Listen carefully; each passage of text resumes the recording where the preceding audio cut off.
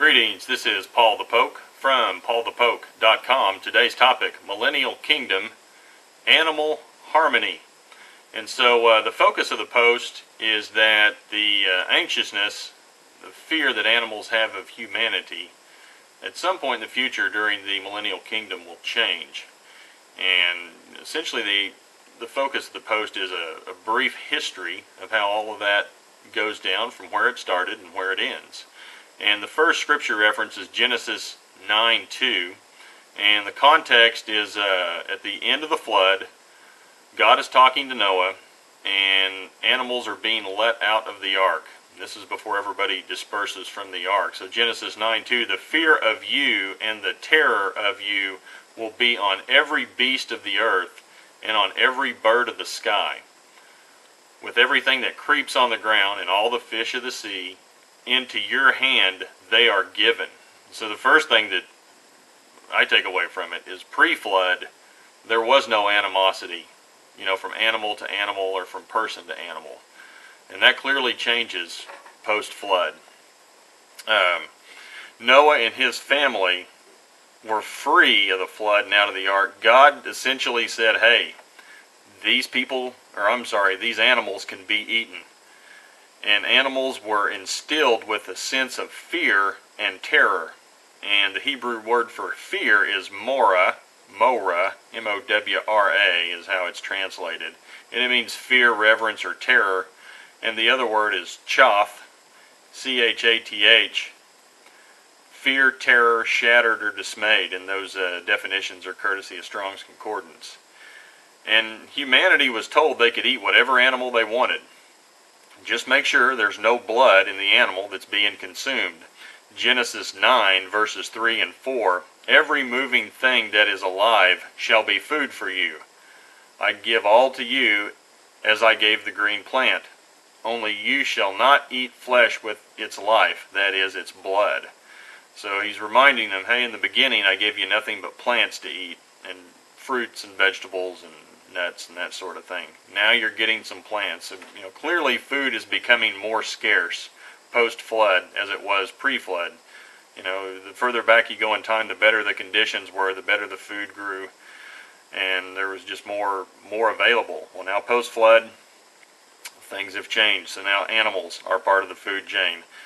And so an animal, if it's fearful or scared, it's going to defend, attack, or bite, and it will also flee and retreat, and we see that today. And as a result, animals have hostility toward each other, and it's going to get worse. The height of animal fear and terror will occur during the tribulation, during the apocalypse. Animals will turn on humanity, and humanity will become food for animals. And this is known in the fourth horse, the green horse of the apocalypse, Revelation 6, verse 8. I looked, and behold, an ashen horse, and he who sat on it had the name Death, and Hades was following with him. Authority was given to them over a fourth of the earth to kill with sword and with famine and with pestilence and by the wild beasts of the earth. So at some point in the future, from now, 2016, and then into the tribulation, animals will turn on humanity.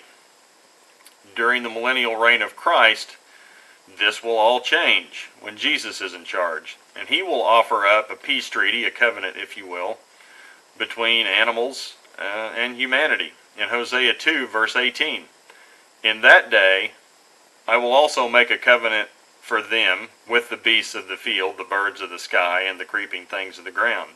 And I will abolish the bow, the sword, and war from the land, and I will make them lie down in safety. So the promise is no more war, and that humanity and animals will get along, and humanity will not rely on animals for food. That may be a bit of an assumption there, but there will be peace between animals and humanity. And there also the hostility between animals is going to end. Animals will stop attacking and eating each other. For examples, lions, bears, wolves, all these animals that are now carnivores will become herbivores. And that's in Isaiah 11, verse 6a and 7. And the wolf will dwell with the land, and the leopard will lie down with the young goat. and the calf and the young lion and the fatling together. So, briefly in that verse, the pairs, typically the wolf would be eating the lamb and the leopard would be eating the goat. And then the remainder of the verse 7, the cow will feed with the bear, their young will lie down together, and the lion will eat straw like the ox.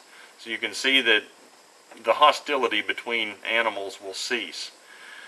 And the last one is Isaiah 65, verse 25, the wolf and the lamb will graze together, and the lion will eat straw like the ox. So there's clear evidence from Scripture that animals will become herbivores once again.